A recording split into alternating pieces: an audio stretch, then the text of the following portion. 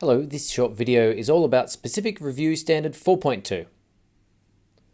On the screen is the general standard, and this first outlines the standard and an overview statement about it.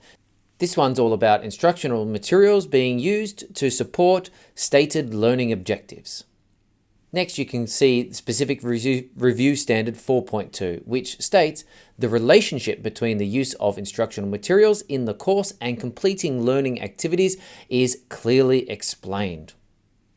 First is the information, and it's only a short paragraph, but essentially this one explains how the instructional materials and associated learning activities are used to achieve the stated learning objectives.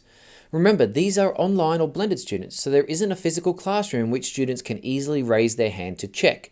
An online or blended course needs to explain this to students. Next are two paragraphs related to the directions for the reviewers. And the first part is just that the instructional materials are useful for the learning activities, and it's explained, i.e., lots of courses can be dumping grounds for materials, and in the past, perhaps instructors wanted students just to choose.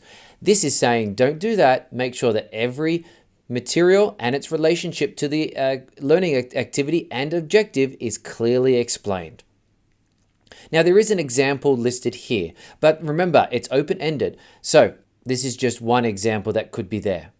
In the second paragraph, there's directions for reviewers about what to do if learners need to find their own materials.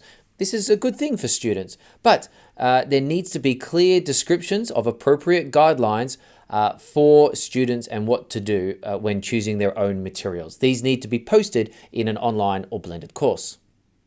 4 examples are given here.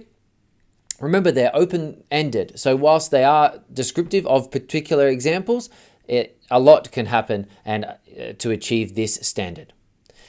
Finally, there's a special note, and this separates instructional materials in an online versus blended from a student perspective. I hope this helps with some background and extra commentary to understand Specific Review Standard 4.2.